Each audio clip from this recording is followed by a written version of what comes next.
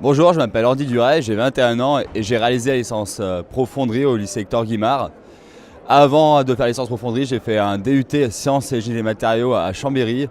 Et maintenant, après la licence Pro Fonderie, je fais un master Chimie et Sciences et Matériaux à l'Université Lyon 1. Bonjour, moi je m'appelle Alexandre Chanfray, j'ai fait une licence pro fonderie en alternance dans l'entreprise MBF Aluminium dans le Jura. Et maintenant je suis parti sur une école de prototypiste automobile qui s'appelle Esperance Barreau. Est-ce que vous pouvez tous les deux peut-être préciser un petit peu, vous avez fait tous les deux la Pro Fonderie, qu'est-ce que la Pro Fonderie vous a apporté, soit sur le contenu, soit sur l'alternance? Quels souvenirs vous en gardez?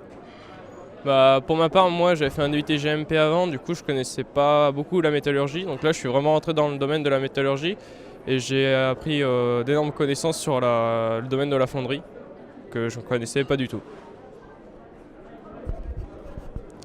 Je ne l'avais pas dit avant, j'ai réalisé mon alternance à Casse Métal Fort, une entreprise de fonderie d'acier dans la Loire. La licence Pro Fonderie m'a apporté beaucoup de connaissances au sein de l'industrie de métallurgie.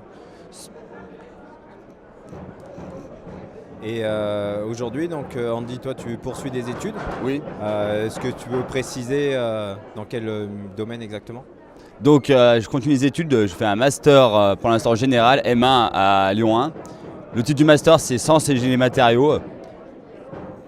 Je vois très peu de fonderie pour l'instant, beaucoup plus de polymères, plastique. Alexandre, toi, c'est aussi une poursuite d'études un peu particulière. Est-ce que tu peux nous en dire plus? Moi, c'était pas par rapport à la fonderie, c'était à côté par rapport à mes passions. Parce que là, c'est vraiment basé sur l'automobile et sur la réalisation de deux voitures entièrement. Donc, on s'écarte un peu de la fonderie. Mais voilà. Mais ça en fait partie quand même.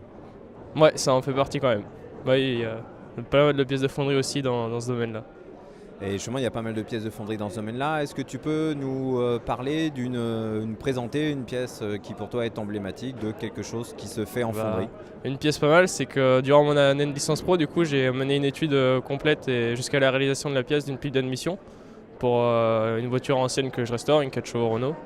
Et du coup, ça m'a marqué puisque là, j'ai vraiment étudié la pièce, je savais ce que c'était, mais en plus, je l'ai réalisée, je l'ai coulée et à la fin, j'ai une pièce finie à monter. D'accord, donc tu as réalisé la pièce pour ta voiture. Ouais. Andy, toi, au cours de ton expérience en L-Pro, est-ce que tu peux nous parler d'une pièce, d'une réalisation, de quelque chose qui pour toi représente la fonderie?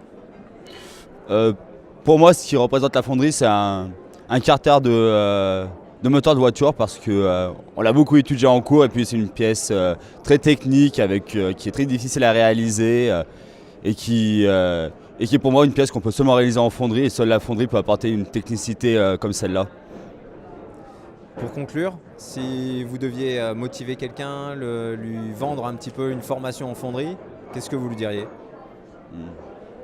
Je dirais avant tout que la fonderie c'est un milieu très industriel où qui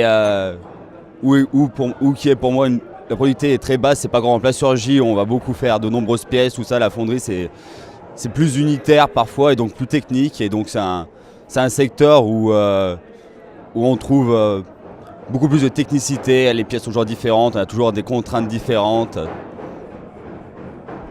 Moi, pour ma part, j'étais dans une entreprise qui produisait beaucoup en grande série. Donc pour moi, la fonderie, c'est avant tout un domaine qui est encore de nos jours très prometteur puisqu'on l'utilise vraiment partout et à chaque fois on produit énormément de pièces pour les voitures. On voit des milliards de voitures sur les routes et dedans il y a des milliards de pièces de fonderie. Donc s'il n'y a plus de fondeurs en France, il y aura plein d'entreprises qui vont fermer et ainsi de suite. Et je pense que c'est un domaine très intéressant parce qu'on en apprend tous les jours dedans et c'est très intéressant. Enfin, moi je me suis pas ennuyé durant mon année d'alternance. Merci à tous les deux. Merci.